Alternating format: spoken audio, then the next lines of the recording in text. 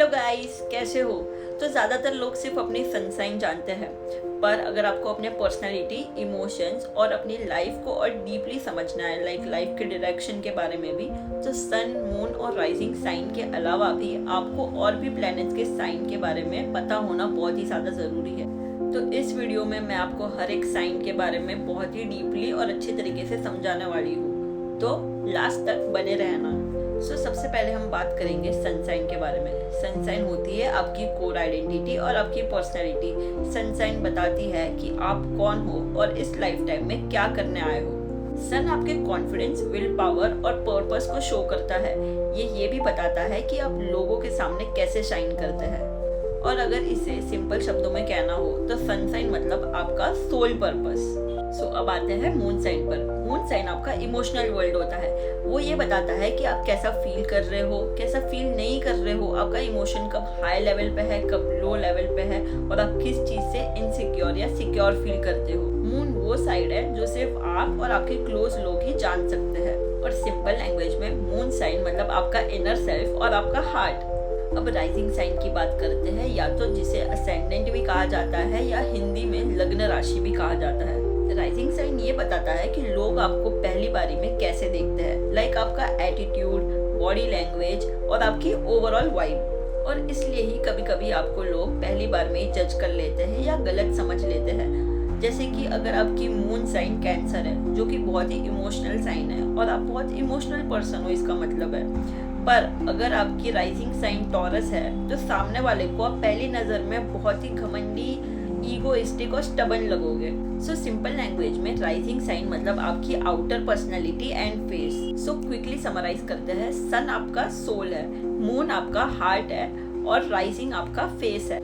ये थे main 2 planets और राइजिंग साइन की बातें। अब हम जाते हैं दूसरे प्लैनेट्स पर। बात करते हैं मर्क्यूरी की। मर्क्यूरी प्लैनेट हमें ये बताता है कि सामने वाला कम्युनिकेशन में कितना अच्छा है, कितने अच्छे से डिसीजन ले पाता है, उसकी लर्निंग एबिलिटी, स्किल कैसी है, क्या वो कम्युनिकेशन में क्लियर है कि नहीं। अगर आपका मर्क्यूरी स्ट्रॉन्ग है तो आप कम्युनिकेशन में बहुत अच्छे हो और लोग आपसे बहुत जल्दी इम्प्रेस हो जाते हैं। बट यही अगर आपका मर्क्यूरी वीक है तो लोग आपकी बातें क्लियरली समझ नहीं पाते, जिसका रीज़न ये भी हो जाता है कि कभी कभी आपकी लोगों से मिसअंडरस्टैंडिंग्स बहुत ज़्यादा हो जाती है, लड़ाई हो जाती है। तो ये सारे रीजन्स वीक या स्ट्रॉन्ग मर्क्यूरी के वजह से हो सकते हैं। नेक्स्ट है वीनस। वीनस है प्यार और रिलेशनशिप का प्लैनेट। ये बताता है कि आप कैसे टाइप का पार्टनर अट्रैक्ट करते हो। वीनस आपके रिलेशनशिप्स के बारे में बताता है। वो आपके कंफर्ट, लग्जरी से जुड़ा हुआ होता है और आपके ब्यूटी से भी। रिलेशनशिप्स में आपकी वैल्यू क्या है ये भी वीनस बताता है। अगर आपका वीनस स्ट्रॉन्ग है, इसका मतलब जैसे कि अगर आप शॉपिंग करने गए और आपका हाथ उसी चीज़ पे पड़ता है जो कि सबसे महंगी निकलती है, इसका मतलब आपका वीनस बहुत स्ट्रॉन्ग है। और अगर आपको अपना वीनस स्ट्रॉन्ग बनाना है तो आपको अपनी ब्यूटी पे बहुत अच्छे से ध्यान देना है। चीप थिंग्स यूज़ नहीं करनी है, ब्रांडेड चीज़ें यूज़ करनी है, कॉपी वाली चीज़ें यूज़ नहीं करनी है। नेक्स्ट है मार्स। मार्स आपकी पैशन और एनर्जी और करेज का प्लैनेट है। मार्स ये बताता है कि आप अपना गुस्सा कैसे एक्सप्रेस करते हो। मार्स आपकी कोई भी वर्क ड्राइव, आप किसी चीज़ को लेके कितना पैशनेट हो या नहीं हो, ये सब चीज़ें मार्स बताती है। आप फाइट को बढ़ाते हो या अवॉइड करते हो, ये भी मार्स का प्लैनेट ही बताता है। अब आता है जुपिटर, यानी कि गुरु का प्लैनेट। ये आपकी लाइफ में एक्सपांशन, ग्रोथ और लक को बताता है। आपका बिलीफ सिस्टम और फेथ किस चीज़ पर है, ये जुपिटर दिखाता है। लाइफ में जो अपॉर्चुनिटीज बहुत अच्छी आती है वो भी जुपिटर के थ्रू ही मिलती है। स्ट्रॉन्ग जुपिटर हो तो आपको प्रोटेक्शन और गाइडेंस मिलती है। अगर आपको अपना जुपिटर स्ट्रॉन्ग करना है तो आपको हमेशा गुरुओं की रिस्पेक्ट करनी है, कभी भी उनकी डिसरिस्पेक्ट नहीं करनी है, कभी भी अपनी लाइफ में पढ़ाई नहीं छोड़नी है, हमेशा लर्निंग को बढ़ाते रहना है, नॉलेज को बढ़ाते रहना है, अपने आप को डाउन टू अर्थ रखना है। कभी भी इस ईगो में नहीं आना है कि मैं बहुत ही नॉलेजेबल पर्सन हूँ, क्योंकि आपको ये बात समझनी है कि कितना भी आप पढ़ लो फिर भी आपको लाइफ में किसी ना किसी चीज़ की कमी तो होगी ही। जैसे कि ये यूनिवर्स इतना इनफाइनाइट है, वैसे भी नॉलेज इनफाइनाइट है। कोई भी इंसान इनफाइनाइट नॉलेज को पूरी तरीके से नहीं समझ सकता है, उसे हमेशा एक लर्निंग प्रोसेस में रहना ही पड़ेगा। स्ट्रॉन्ग जुपिटर वालों को इसलिए ही बहुत रिस्पेक्ट मिलती है। कोई भी फील्ड में अगर वो जाते हैं, कहीं भी जाते हैं, लोग उनकी बहुत ज़्यादा रिस्पेक्ट करते हैं। और यही जो वीक जुपिटर वाले होते हैं उनकी डिसरिस्पेक्ट भी इतनी ही होती है। अब आते हैं शनि पे। शनि कर्मा और डिसिप्लिन का प्लेनेट है। ये लाइफ के टफ लेसन्स, रिस्पॉन्सिबिलिटीज और डीलेस दिखाता है। शनि आपको लाइफ में पेशेंस और मेहनत सिखाता है। अगर आपका शनि स्ट्रांग है तो आपको लाइफ में सक्सेस भले ही लेट मिले पर वो परमानेंट होगी और स्टेबिलिटी के साथ होगी। शनि आपको रूटीन सिखाता है। अगर शनि वाले प्लेनेट ने गलत तरीके का यूज करने का सोचा भी तो शनि का प्लेनेट उसे तुरंत का तुरंत एक लेसन सिखाने के लिए रेडी ज़रूर होते हैं। अगर अपना शनि स्ट्रॉन्ग करना है तो याद रखना कि हमेशा रूल्स, रिस्पॉन्सिबिलिटीज, डिसिप्लिन और रूटीन फॉलो ज़रूर करना। ये आपको एक long term career growth, stability और बहुत ही अच्छी लाइफ में ग्रोथ देगी।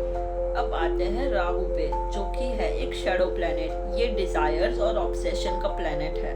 जब भी आपको लगता है ना आप लाइफ में किसी चीज़ में बहुत भटक चुके हो या डिस्ट्रैक्ट हो चुके हो, वहाँ राहु होता है। राहु आपको सारी नेगेटिव चीज़ों में लेके जाएगा। राहु मतलब कि डेविल, एक डेविल एनर्जी होती है, एक नेगेटिव एनर्जी होती है। जैसे कि ड्रिंकिंग, स्मोकिंग है और ये सारी चीज़ें जहाँ होती है वहाँ राहु हमेशा प्रेजेंट होता है। अगर आपका रूम क्लीन नहीं है मतलब राहु उधर प्रेजेंट है। आपको अपनी स्पेस को क्लीन रखना है, तभी आपका राहु सही होगा। मटेरियल सक्सेस और एम्बिशन भी राहु से आता है, पर राहु वहाँ भी आपको माया में फंसा देता है। राहु से मिली हुई जो भी मटेरियल सक्सेस होती है मोस्टली वो लॉन्ग टर्म नहीं चलती है। और राहु हमेशा लाइफ में आपके कंफ्यूजन्स के थ्रू लेसन्स देता है। जैसे कि समझो आपको पता है कि सामने वाला आपके लिए रिलेशनशिप में अच्छा नहीं है, बहुत टॉक्सिक है, और आप फिर भी नहीं समझ पा रहे हो कि आपको उस रिलेशनशिप में क्यों आना है। बस आपको आना है लोगों को देख के, कंपैरिजन देख के क्योंकि लोग खुश है, बाहरी तरफ से लोग खुश है तो आपको भी उस चीज़ में जाना है और आप कंफ्यूज हो, और इस चक्कर में टॉक्सिक इंसान के साथ आप रिलेशनशिप में आ जाते हो। तो फिर वहाँ पे आपको राहु कंफ्यूजन के वजह से लेसन सिखाता है। अब आता है मेरा फेवरेट प्लेनेट केतु। केतु है डिटैचमेंट और स्पिरिचुअलिटी का planet. Past life skills Ketu के थ्रू आते हैं। जहाँ भी आपका इंटरेस्ट अचानक से कम हो जाता है वहाँ केतु प्रेजेंट होता है। केतु आपको इनर ग्रोथ और मोक्ष की तरफ ले जाता है। केतु आपको रिलीजन को क्वेश्चन कराता है। केतु रिजिड थॉट्स नहीं लाता है। केतु एक प्रॉपर वननेस वाली फीलिंग लाता है सब में, सभी लोग एक है, हिंदू, मुस्लिम, सिख, ईसाई। केतु नहीं सिखाता, केतु सबको एक बनना सिखाता है, जैसे कि यूनिवर्स, ब्रह्मांड एक है। अब हमने सारे प्लैनेट्स के बारे में जान लिया है, तो मैं आपको एक चीज़ बताना चाहूँगी कि जो एस्ट्रोलॉजी होती है ना वो हमारे अपने आप के सेल्फ अंडरस्टैंडिंग के लिए होती है, ताकि हम अपने आप को समझ पाए और अपनी लाइफ को बेटर बना पाए। ये कोई प्रेडिक्शंस के लिए नहीं होती कि हम कोई एस्ट्रोलॉजर के पास जाए और फिर उनसे बार बार रीडिंग करवाए और हमारी कुंडली में ये है, वो है, शादी है या नहीं है, और इस चीज़ को लेके टेंशन ले ले। अगर वो हमें बताते हैं कि आपकी लाइफ में तो शादी नहीं है तो आप टेंशन लेके बैठ जाओ। अगर आपकी लाइफ में शादी नहीं है, अगर आपकी कुंडली में, तो वो एक अच्छे रीज़न के वजह से नहीं है, वो आप खुद समझ सकते हो। कोई दूसरा इंसान आपको नहीं समझाएगा क्योंकि उसे तो पैसे कमाना है। तो ये चीज़ का हमेशा याद रखना। गाइज, अगर आपको ये वीडियो अच्छी लगी हो तो लाइक, शेयर, कमेंट और सब्सक्राइब ज़रूर करना। मुझे बहुत अच्छा लगता है ये सब चीज़ों के रिलेटेड वीडियोस बनाना, और दूसरों की लाइफ को बेटर बनाना ही मेरा मोटिव है। Thank you for watching till here. Love you.